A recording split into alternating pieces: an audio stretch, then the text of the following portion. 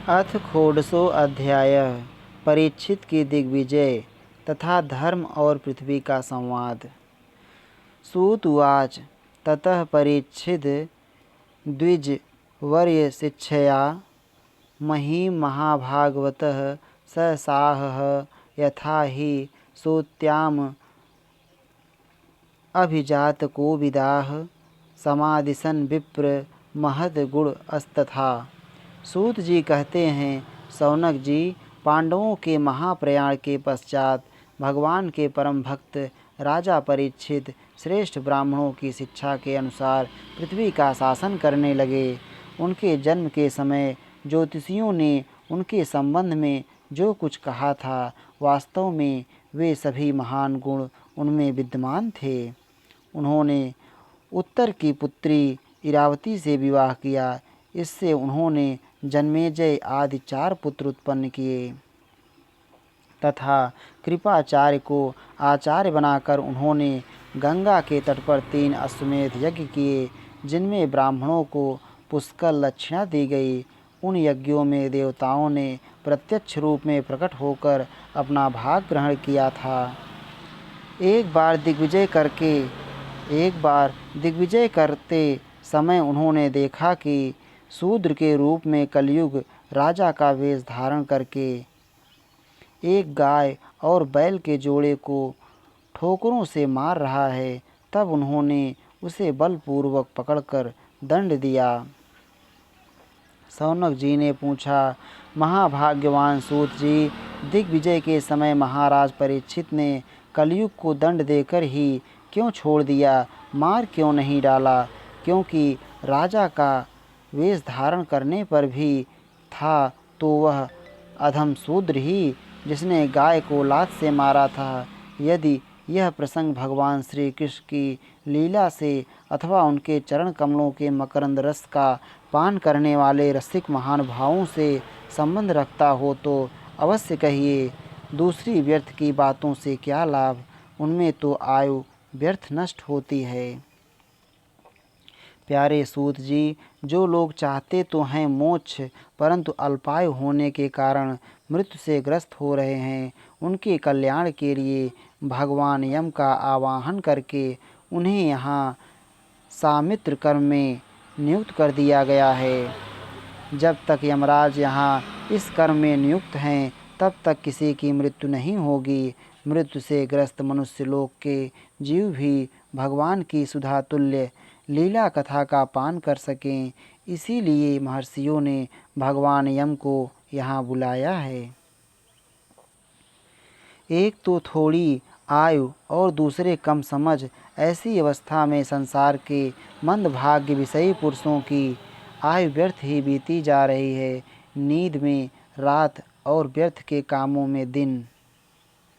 सूत जी ने कहा, जिस समय राजा परीक्षित कुरुजांगल देश में सम्राट के रूप में निवास कर रहे थे, उस समय उन्होंने सुना कि मेरी सेना द्वारा सुरक्षित साम्राज्य में कलयुग का प्रवेश हो गया है। इस समाचार से उन्हें दुख तो अवश्य हुआ, परंतु यह सोचकर कि युद्ध करने का अवसर हाथ लगा, वे उतने दुखी नहीं हुए। इसके बाद युद्धवीर परीक्षित ने धनुष हाथ में ले लिया। वे श्याम वर्ण के घोड़ों से जुते हुए सिंह की ध्वजा वाले सुसज्जित रथ पर सवार होकर दिग्विजय करने के लिए नगर से बाहर निकल पड़े। उस समय रथ, हाथी, घोड़े और पैदल सेना उनके साथ साथ चल रही थी। उन्होंने भद्राश्व, केतुमाल, भारत, उत्तर कुरु और किमपुरुष आदि सभी वर्षों को जीतकर वहाँ के राजाओं से भेंट ली। उन्हें उन देशों में सर्वत्र अपने पूर्वज महात्माओं का सुयश सुनने को मिला। उस यशोगान से पद पद पर भगवान श्री कृष्ण की महिमा प्रकट होती थी। इसके साथ ही उन्हें यह भी सुनने को मिलता था कि भगवान श्री कृष्ण ने अश्वत्थामा के ब्रह्मास्त्र की ज्वाला से किस प्रकार उनकी रक्षा की थी। यदुवंशी और पांडवों में परस्पर कितना प्रेम था तथा पांडवों की भगवान श्री कृष्ण में कितनी भक्ति थी। जो लोग उन्हें ये चरित्र सुनाते, उन पर महामना राजा परीक्षित बहुत प्रसन्न होते, उनके नेत्र प्रेम से खिल उठते। वे बड़ी उदारता से उन्हें बहुमूल्य वस्त्र और मणियों के हार उपहार रूप में देते। वे सुनते कि भगवान श्री कृष्ण ने प्रेम परवश होकर पांडवों के सारथी का काम किया, उनके सभासद बने, यहाँ तक कि उनके मन के अनुसार काम करके उनकी सेवा भी की। उनके सखा तो थे ही, दूत भी बने। वे रात को शस्त्र ग्रहण करके वीरासन से बैठ जाते और शिविर का पहरा देते। उनके पीछे पीछे चलते, स्तुति करते तथा प्रणाम करते। इतना ही नहीं, अपने प्रेमी पांडवों के चरणों में उन्होंने सारे जगत को झुका दिया। तब परीक्षित की भक्ति भगवान श्री कृष्ण के चरण कमलों में और भी बढ़ जाती।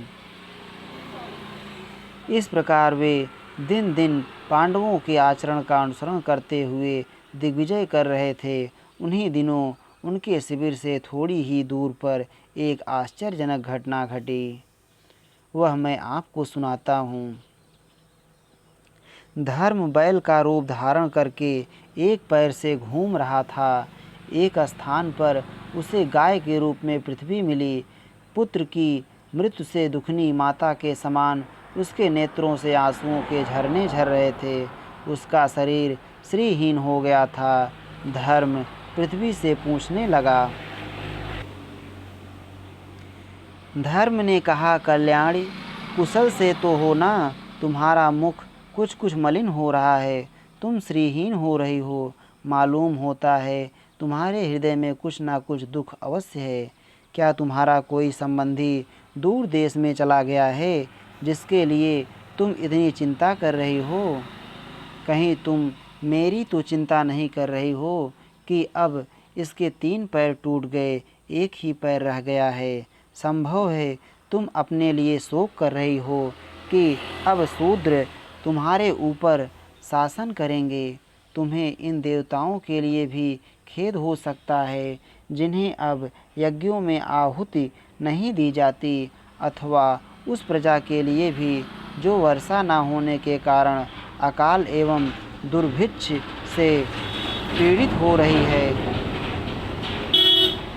देवी, क्या तुम राक्षस सरीखे मनुष्यों के द्वारा सताई हुई अरक्षित स्त्रियों एवं आर्त बालकों के लिए शोक कर रही हो? संभव है विद्या अब कुकर्मी ब्राह्मणों के चंगुल में पड़ गई है और ब्राह्मण विप्रद्रोही राजाओं की सेवा करने लगे हैं, और इसी का तुम्हें दुख हो। आज के नाम मात्र के राजा तो 16 आने कलयुगी हो गए हैं।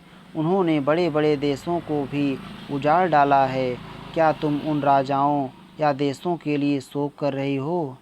आज की जनता खान पान, वस्त्र, स्नान और स्त्री सहवास आदि में शास्त्रीय नियमों का पालन न करके स्वेच्छाचार कर रही है। क्या इसके लिए तुम दुखी हो? माँ पृथ्वी, अब समझ में आया हो ना हो तुम्हें भगवान श्री कृष्ण की याद आ रही होगी, क्योंकि उन्होंने तुम्हारा भार उतारने के लिए ही अवतार लिया था और ऐसी लीलाएं की थी जो मोक्ष का भी अवलंबन हैं। अब उनके लीला संवरण कर लेने पर उनके परित्याग से तुम दुखी हो रही हो। देवी, तुम तो धन रत्नों की खान हो। तुम अपने क्लेश का कारण, जिससे तुम इतनी दुर्बल हो गई हो, मुझे बतलाओ। मालूम होता है बड़े बड़े बलवानों को भी हरा देने वाले काल ने देवताओं के द्वारा वंदनीय तुम्हारे सौभाग्य को छीन लिया है। पृथ्वी ने कहा, धर्म, तुम मुझसे जो कुछ पूछ रहे हो वह सब स्वयं जानते हो। जिन भगवान के सहारे तुम सारे संसार को सुख पहुँचाने वाले अपने चारों चरणों से युक्त थे, जिसमें सत्य, पवित्रता, दया, क्षमा, त्याग, संतोष, सरलता, सम, दम, तप, समता, तितिक्षा, उपरति, शास्त्र विचार, ज्ञान, वैराग्य, ऐश्वर्य, वीरता, तेज, बल, स्मृति, स्वतंत्रता, कौशल, कांति, धैर्य, कोमलता, निर्भीकता, विनय, शील, साहस, उत्साह, बल, सौभाग्य, गंभीरता, स्थिरता, आस्तिकता, कीर्ति, गौरव और निरअहंकारता, ये 39 अप्राकृत गुण तथा महत्वाकांक्षी पुरुषों के द्वारा वांछनीय शरणागत वत्सलता आदि और भी बहुत से महान गुण उनकी सेवा करने के लिए नित्य निरंतर निवास करते हैं, एक क्षण के लिए भी उनसे अलग नहीं होते। उन्हीं समस्त गुणों के आश्रय सौंदर्य धाम भगवान श्री कृष्ण ने इस समय इस लोक से अपनी लीला संवरण कर ली और यह संसार पापमय कलयुग की कुदृष्टि का शिकार हो गया।